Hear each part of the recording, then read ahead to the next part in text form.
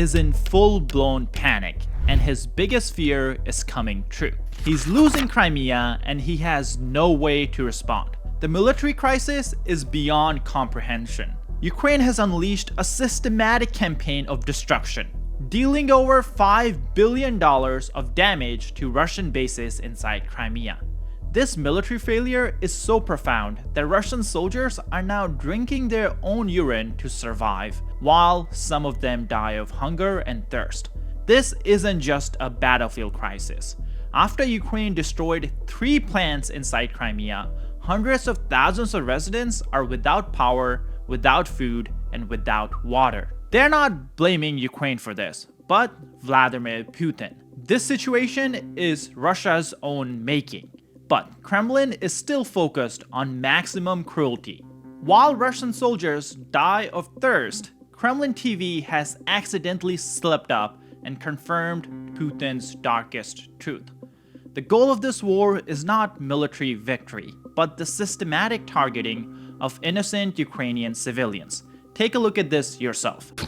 Our Ministry of Defense reported on the results of another massive strike with high-precision weapons on the energy infrastructure of Ukraine. This was a response to their shelling of our civilian infrastructure, including in Belgorod. Do you remember? A few days ago, Belgorod was also devoid of light.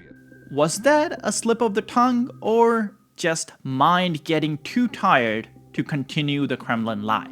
This is exactly why Ukraine is hitting back, and it's hitting back hard. Just last night, Ukrainian forces carried out 4 major strikes inside Russian-occupied Crimea. This first strike that you see on your screen is a Ukrainian strike on an oil depot and industrial facility located near a Russian airbase. Soon after this happened, Ukrainian armed forces actually released the video to basically tell the world that they can reach Russia anywhere. But like always, according to the Russian governor in Crimea, the fire that broke out at the oil depot had nothing to do with Ukrainian drones, but rather the drone debris. According to him, Russia takes down every single drone, but the debris always ends up causing fire. This time though, we have video evidence that shows otherwise. But Ukraine didn't just stop there. Even in water, Russians were not safe. Here you can see a kamikaze drone just blasting a Russian naval threat in the Black Sea. Boom. In fact, the situation has gotten so bad for the Russian military that they're shooting down their own jets inside Crimea. Take a look at this report. Ukrainian drones fly to attack a Russian fuel depot. Russian fighter jet Su-30 takes off to shoot down the drones. Well, the Russian air defense accidentally shoots down the jet, and the Ukrainian drones strike the Russian depot without any problem. All in all, a great day for Ukraine, not so much for Vladimir Putin. Because you see, this was one of the bigger fuel depots that Russia has. And the fire from this depot was so massive that you could see it from space, literally. Here you have the clip of the damage before and after from a satellite. And on top of that, while the smoke was still covering the Crimean sky, from a NASA satellite you can actually see the smoke rising from the ground, which is insane. In total, Ukraine hit this fuel depot twice. In the first strike, they took out 14 tanks, and in the second strike, they took out 11. This oil depot was used to supply Russian forces on the front line in the south of Ukraine. But as you guys might have guessed, this is not really going to change much on the front lines because Russian military will just take supplies from civilians. So people who actually suffer from these attacks against Russian military infrastructure are Russian civilians because Kremlin always has first dibs on any necessity that the army needs. But you see, the new problem that Putin is now facing is that Russian citizens who are suffering because of this whole setup are now speaking up. In fact, even in Crimea, some residents are speaking up about this. Take a look at this. Железнодорожная больница у привоза город Симферополь. Посмотрите, какие стены. Какие стены, состояние, как будто это Советский Союз, причем после бомбежки. На окне даже нет стекла. I ended up in the railway hospital in Simferopol. I watched the video.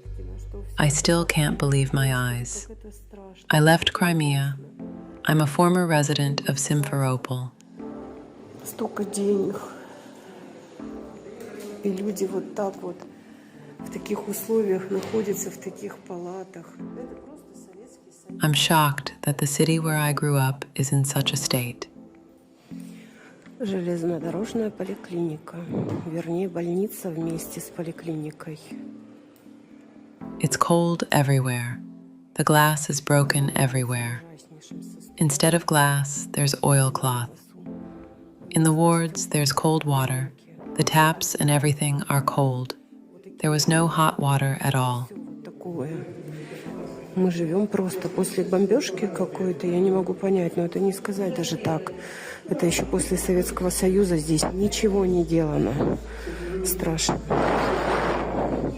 Да и обидно за людей. Почему к нам такое отношение? Почему мы так должны жить? Так лежать. Treatment costs money, but there was no money for water. People can't even think of how to help. Now these wards look simply disgusting. И зима впереди. Я попала в железнодорожную больницу города Симферополя с диагнозом острый бронхит. Прям ведра с крыши течет вода. Я была еще более... From the side, the patients sitting here just pay and endure such conditions. Why does the government have so much money, yet people are in such conditions? Целый день не было воды вообще. В субботу она была, в воскресенье ее опять не было, целый день вообще. Люди не то, что не могут помыться, они не могут даже смыть за собой. And it's not just residents. Even former Russian generals are talking about how bad the situation has gotten in Crimea. Here we have Igor Girkin, and he's talking to his audience about blackouts that are happening in multiple cities in Crimea. And these blackouts are still going on as I'm recording this on Saturday night. This is where it's important to provide a little bit of context about who this guy is. I'm sure many of you guys may already know this, but this is a former FSB officer, and he actually played a huge role in Putin's annexation of Crimea and Donbass back in 2014. He was on the ground fighting with Russian forces. Well, ever since Putin launched his invasion in 2022, he has been highly critical of Putin's regime. He thinks Putin is a horrible commander-in-chief for Russian army, and Putin just doesn't care about Russian soldiers' lives. Kinda on point, but as you guys can guess, Putin did not want to hear that, so this guy is now in jail. That doesn't mean he has stopped criticizing Putin. In fact, he has just doubled down. This is what he said just 2 days ago. Over the last 2 years, we have lost personnel, mobilized recruit, and volunteers. But we are farther from victory now than at the beginning of the invasion. It turns out that the money is running out, the meat is running out, and the enemy has learned how to fight. He admits in this post that Ukraine has become stronger while Russia has only grown weaker. You can't break the enemy by taking few hundred more houses. He also points out that Putin's ruling circle is incapable of sacrifice, because Putin believes that countries should sacrifice but not his elites. This is why Girkin predicts that a revolution is coming. He hopes it comes from the top, but the hope is small. They just don't have the old man like back in the days. That's why he believes that resources of Russia will run out, then Putin will launch a mobilization, and then Russia will collapse. And Igor may have a point here. Take a look at this data. You see, since the start of this year, since January 2025, Russia has lost 100,000 troops at least. And when I say lost, I mean killed, not casualties. And in return for all that loss, Russia has captured 0.4% of Ukrainian territory. That's less than 0.5%.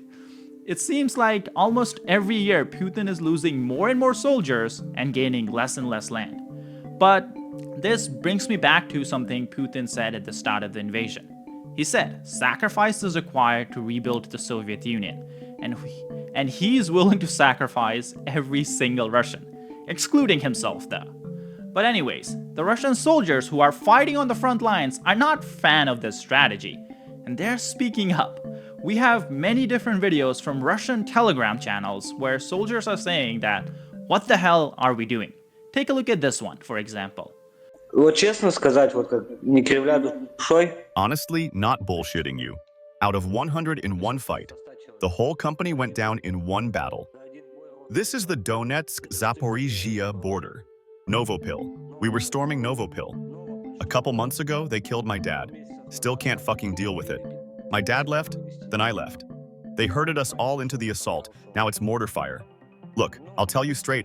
I signed a contract. They mobilized me. I signed the contract.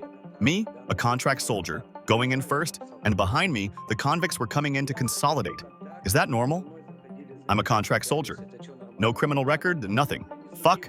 And the convicts were consolidating behind me. А за мной зэки заходили. Now, this is where we come full circle. We have another message from a Russian soldier who's on the front line in south of Ukraine, and he talks about how they're just not getting any supplies from Crimea. Here's the message. From the rear areas, the combat drives the 300 back to the position floods the drives as well. There are huge problems with the provision. The humanitarian is effed up. Food and water do not reach. In the best case, a couple of cans of podridge, stew, and liters of water for 2-3 people for several days. There is no air support. There seems to be artillery, but for some reason, it's effing us. People are dying of hunger and thirst. Every second person drank his own urine to somehow survive. In other words, it's gloomy as hell. So, as you guys can see, Crimea is suffering, and that means Russian soldiers on the front lines, especially in south of Ukraine, are suffering too. But I don't know if I would call this good news, because over the last few months, we have seen every time Russia suffers on the front lines, they take it out on Ukrainian civilians inside Ukraine. They go after apartment buildings, they go after malls, they go after babies. So, I think we can probably expect more of those strikes against Ukraine. Now, I truly hope this war ends soon, but if I'm being honest, based on how the meeting went between President Zelensky and President Trump yesterday, I just don't see that happening anytime soon. I'm one of those people who believes that Putin is just never gonna agree to a negotiated peace unless he's forced to agree to one. So, if we want peace, we have to show strength. Let's hope I'm wrong, but we'll find out. If you guys enjoy these updates, please be sure to hit the like and subscribe button down below. We're trying to hit 2 million subscribers by the end of the year, so your subscribe really does help us out.